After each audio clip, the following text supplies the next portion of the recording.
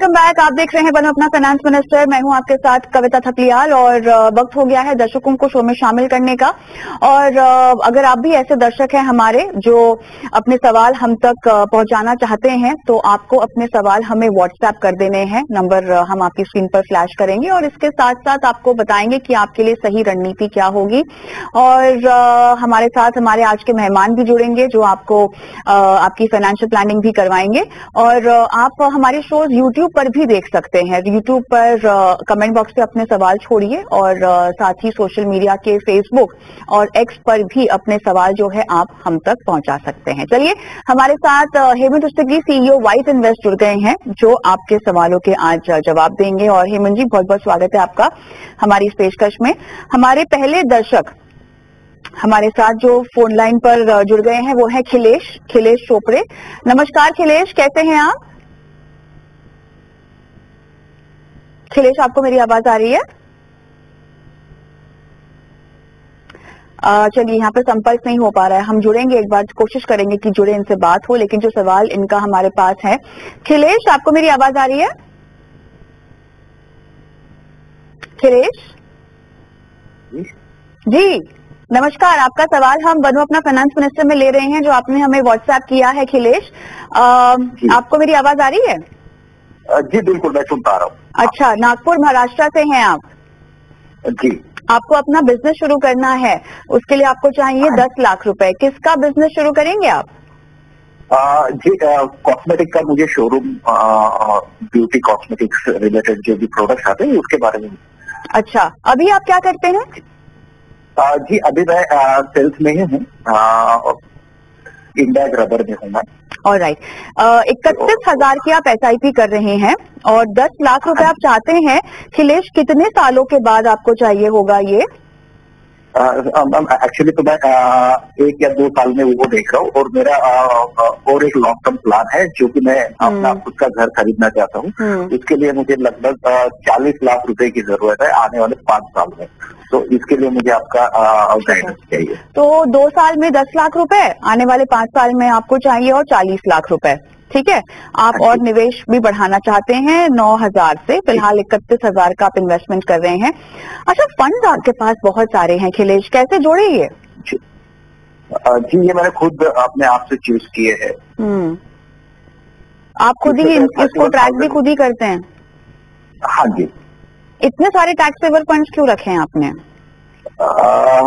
जी actually उसमें 2 मेरे मकसद थे। एक मेरा मकसद है जो ELSS फंड्स है जिसमें मेरा 7,000 पर मंथ इन्वेस्टमेंट है, वो मैं रिटायरमेंट के हिसाब से देख रहा था। अच्छा, चलिए ठीक है। इन फंड्स में से किन को निकालना चाहिए, किन में आपको बने रहना चाहिए, पूछते हैं। हेमंत जी, बहुत बेसिक से सवाल से मैं शुरुआत करना चाहती हूँ। 14 फंड्स हैं इनके पोर्टफोलियो में। 14 फंड्स पोर्टफोलियो में होने पर तो बम्पर रिटर्न मिलना चाहिए। पता कविता ऐसा होता नहीं है। मतलब देखिए, म्यूचुअल फंड जो है ना खुद से एक डाइवर्सिफाइड इन्वेस्टमेंट व्हीकल है। हाँ। इसका मतलब क्या है कि अगर आप 5,000 रुपए भी अगर म्यूचुअल फंड में इन्वेस्ट करते हो तो आपका पैसा, मैं अगर किसी इक्विटी फंड की बात करूं तो different market segments, different sectors, different stocks में पैसा आपका जाता है। तो ये मानना कि बहुत ज्यादा फंड होने से डाइवर्सिफिकेशन लेवल बढ़ेगा, रिटर्न बढ़ेगा, वो ऐसा बिल्कुल भी ठीक नहीं है।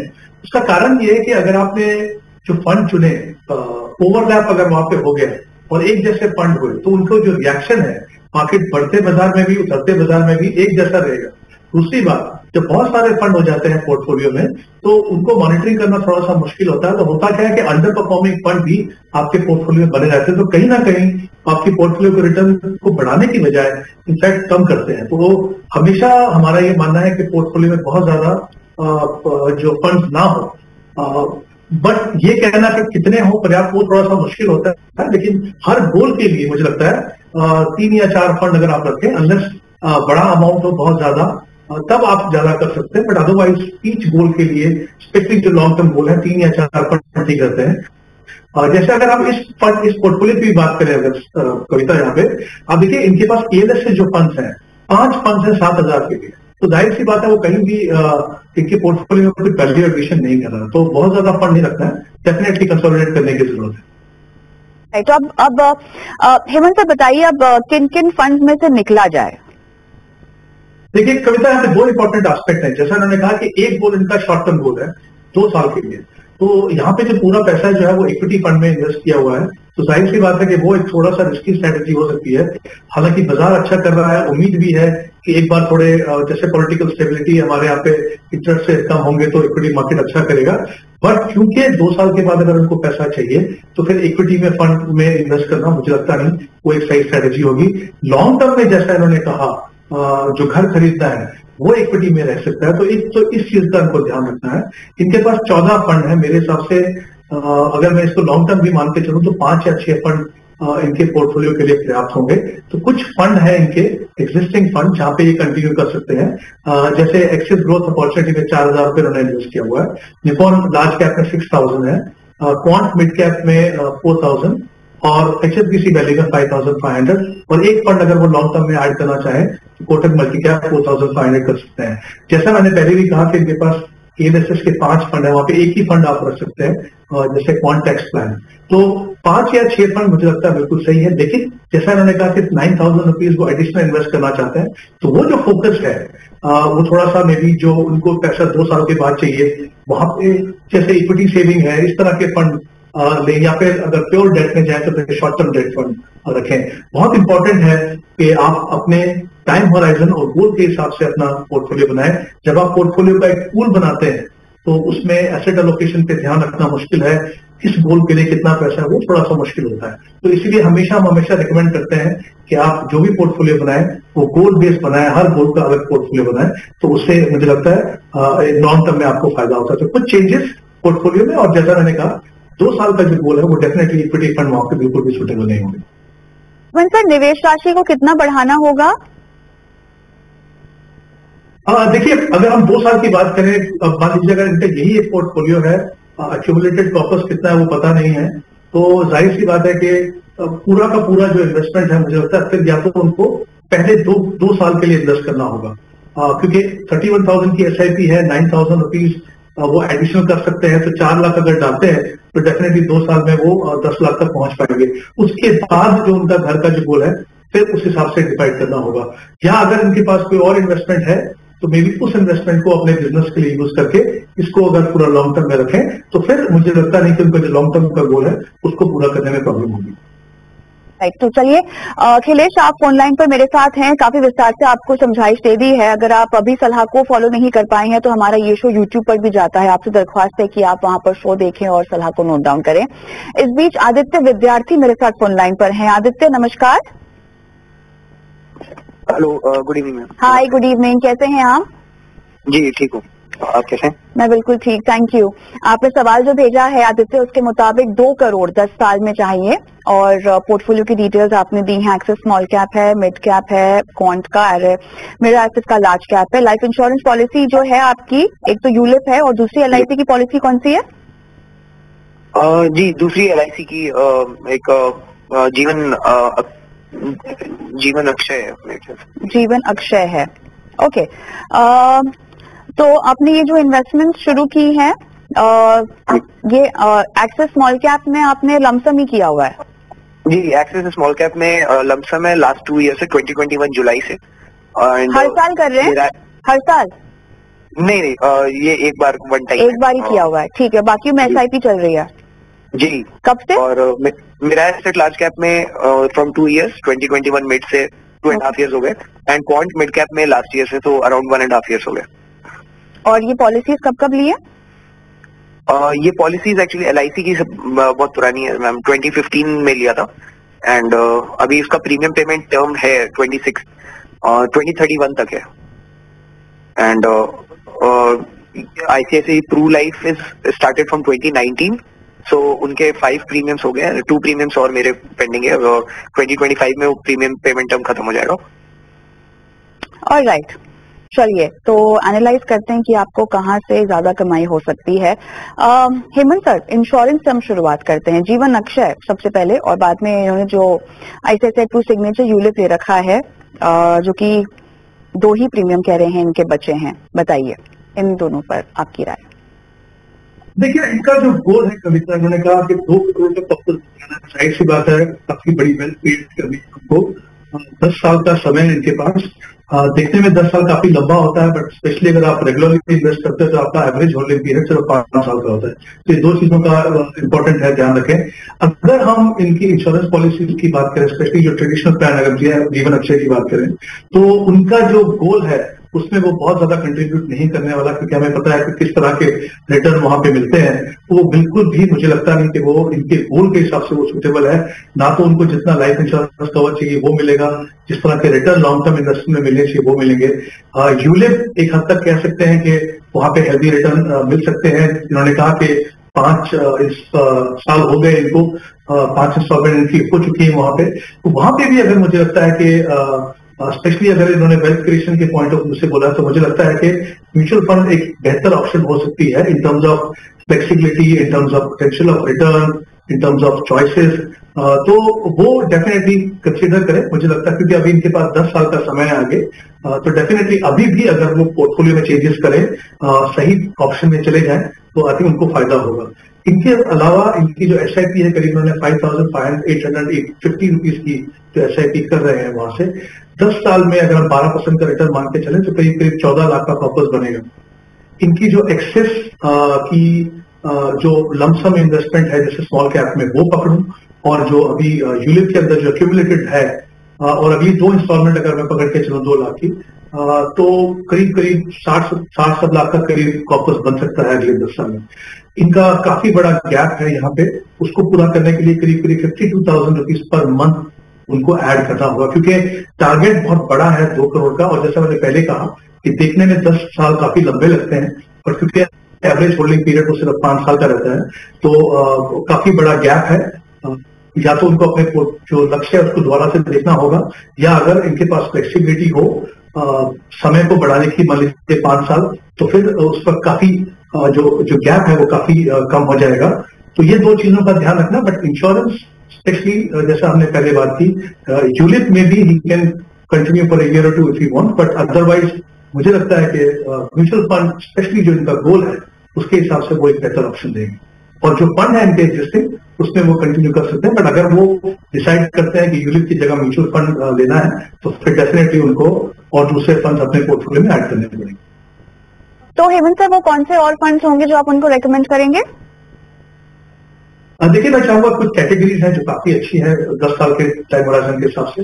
जैसे मल्टी कैप कैटेगरी है, वहां पे निकॉन इंडिया मल्टी कैप देख सकते हैं। लार्ज एंड मिड में Motilal Oswal large and mid देख सकते हैं। और फ्लेक्सी कैप में पराकर एक फ्लेक्सी कैप फंड। ये 3 फंड है, काफी लंबा ट्रैक रिकॉर्ड है, काफी अच्छी परफॉर्मेंस है, और जिस तरह का एक्सपोजर में डिफरेंट मार्केट सेगमेंट में चाहिए वो इन तीनों फंड से इनको मिल जाएगा। और राइट, उम्मीद करते हैं आदित्य आपको सलाह समझ में आ गई हो। और भी दर्शकों के सवाल मुझे लेने हैं, लेकिन चलिए उससे पहले एक बार रुक कर लेते हैं निवेश के गुरु मंत्र की ओर।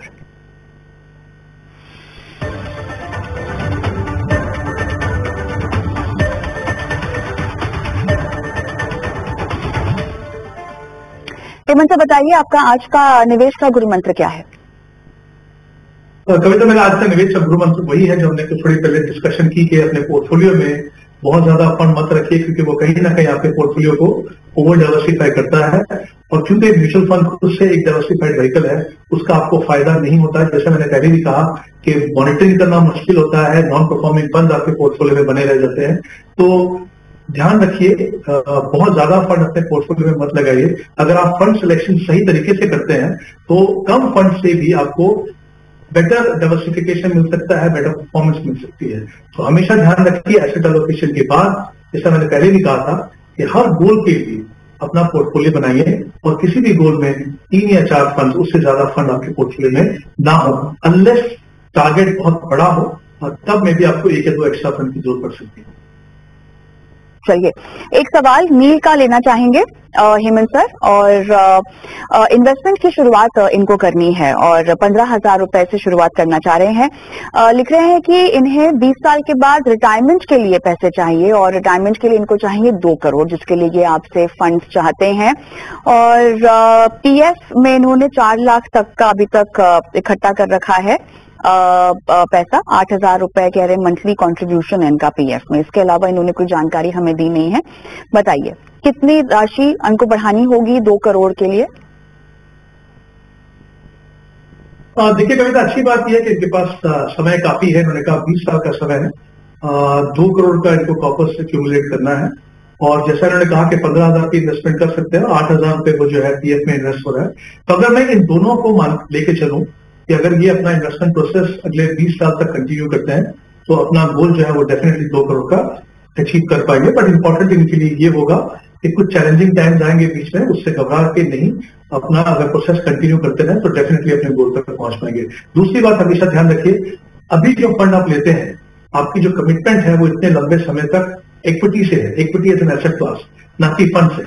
कभी कभी क्या होता है कि हम जो फंड में शुरुआत करते हैं उसी में बने रहते हैं। कभी अगर ऐसी स्टेज आती है, आपको लगता है कि फंड ने कुछ ओवर प्रोलॉन्ग पीरियड अच्छा परफॉर्म नहीं किया, तो फिर हमें चेंज करने के लिए कोई भी हेजिटेशन नहीं होनी चाहिए। साथ ही बहुत ही जल्दी भी किसी फंड को बदलाव नहीं करना। तो ध्यान रखिए, आपकी जो कमिटमेंट है वो एसेट एलोकेशन से है, ना कि किसी पर्टिकुलर फंड से। 3 फंड ये ले सकते हैं 15,000 के लिए, तीनों में 5-5 हजार रुपए इन्वेस्ट कर सकते हैं। निपॉन इंडिया मल्टी कैप, मैंने इसके बारे में पहले भी बात की, बहुत ही अच्छा फंड है। HDFC large and mid cap, उसमें 5,000 इन्वेस्ट कर सकते हैं।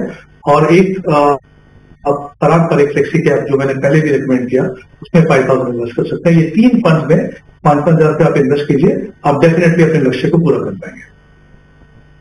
हेमंत जी, जम्मू से साहिल मेरे साथ फोन लाइन पर हैं। साहिल नमस्कार, कैसे हैं आप? नमस्कार मैम, साहिल शर्मा बोल रहा हूँ। Thank you so much ma'am, आप बताइए।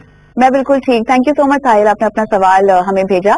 जो जानकारी आपने मुझे दी है उसके मुताबिक आपके पास SBI कॉन्ट्रा फंड है और आप उसमें 8 साल तक रहना चाहते हैं और 20 साल के लिए आपकी SIP जो है आप चलाना चाहते हैं, उसमें निवेश आप करते रहना चाहते हैं। SBI फोकस्ड है आपके पास और निपॉन का इंडिया स्मॉल कैप भी है, SBI का भी स्मॉल कैप है आपके पास। क्या यही आपके पोर्टफोलियो में है? हाँ जी मैम, जो मेरा ऐसे फोकस इक्विटी और मैम कॉन्ट्रा फंड है मैम, इसमें मैंने 500 की स्टेप SIP रखी है हर 6 मंथ के बाद अगले 8 साल के लिए। ठीक है मैम, 8 साल के बाद मैं बंद कर रहा हूँ क्योंकि मैं आर्मी पर्सन हूँ, तो मैम 8 साल के बाद मैं रिटायर्ड आ जा रहा हूँ। अच्छा। तो गोल मेरा 20 साल तक तो है मैम, 20 से 25 साल मेरे को पैसे चाहिए नहीं मैम। हाँ जी मैम, इसके बारे में पता करना था कि फंड ठीक है, कुछ चेंज करने की जरूरत है? बिल्कुल आपको बताते हैं। मुझे बस एक चीज जाननी है कि आपका जो कॉर्पस आपने कहा है कि 20 साल तक आपकी SIP ऑन रह सकती है, ये किसी स्पेसिफिक फंड के लिए है या किसके लिए है? नहीं मैम, बच्चों के लिए है। हम बच्चों के लिए फंड इकट्ठा कर रहा हूँ मैम। अच्छा, तो एक आखिरी सवाल, उसके बाद मैं हेमंत जी के पास जाऊंगी। 8 साल के बाद कितना कॉर्पस चाहिए या 20 साल के बाद कितना कॉर्पस चाहिए? मैम 20 साल के बाद। 20 साल के बाद कितना कॉर्पस चाहिए होगा? मैम कुछ हो जाए मैम, जिस हिसाब से आप रिटर्न लगा के बता रहे हो मैं उस हिसाब से देख लूंगा मैम। चलिए जी मैम, ओके, कोई टारगेट नहीं है मैम। जी हेमंत जी, सर जल्दी से बता दीजिए इनको क्या करना चाहिए फिर। देखिए कविता, इनके पास 4 फंड है। इन्होंने कहा SBI कॉन्ट्रा, SBI फोकस, दोनों अच्छे क्वालिटी फंड है। SBI फोकस में थोड़ा सा बीच में कंसर्न था परफॉर्मेंस की, but I think over a period of time जैसे हम देख रहे हैं जिस तरीके से इकोनॉमी में बदलाव आ रहे हैं, आई थिंक वो पोर्टफोलियो अच्छा करेगा डेफिनेटली। तो कॉन्ट्रा और फोकस डेफिनेटली उसमें बने रह सकते हैं। इनके पास 2 स्मॉल कैप फंड है, एक Nippon India small cap fund और एक SBI स्मॉल कैप फंड। जाहिर सी बात है कि जब 20 साल का टाइम होराइजन, तो स्मॉल कैप फंड एक अच्छी एडिशन पोर्टफोलियो हो सकती है, बट 2 फंड रखने की जरूरत नहीं है क्योंकि बहुत बड़ा अमाउंट नहीं है। तो मुझे लगता है कि Nippon India small cap fund रखिए और जो पैसा आप 500 रुपए SBI स्मॉल कैप में लगा रहे हैं, वो पैसा भी अगर आप निपॉन इंडिया स्मॉल कैप में ऐड कर दें तो वहां पे 1500 रुपए की इन्वेस्टमेंट हो जाएगी। तो ये 3 फंड अपने पोर्टफोलियो में रखिए, कंटिन्यू करें। ऑब्वियसली जब 20 साल के लिए इन्वेस्ट करेंगे तो काफी हेल्दी रिटर्न आपको मिल सकती है, कम से कम 12% तो आप रिटर्न मान के चल सकते हैं। तो इसको कंटिन्यू कीजिए, 3 फंड अपने पोर्टफोलियो में रखिए। साहिल, उम्मीद करते हैं कि आपको सलाह समझ में आ गई हो। बहुत बहुत धन्यवाद, आपने अपना सवाल हमें भेजा और अपना ख्याल रखिएगा जरूर। इसी के साथ शो को भी समाप्त करने का समय हो गया है। हेमंत जी, बहुत बहुत धन्यवाद, आपका समय निकाला, दर्शकों का मार्गदर्शन किया और मुझे भी इजाजत दें, लेकिन जाते जाते मैं आपको छोड़ रही हूँ हमारे WhatsApp नंबर और ईमेल ID के साथ, और साथ ही YouTube पर सवाल भेज सकते हैं, Facebook पर भी सवाल भेज सकते हैं, X पे भी सवाल भेज सकते हैं और हम आपके सवालों को एक एक करके शो में शामिल करेंगे।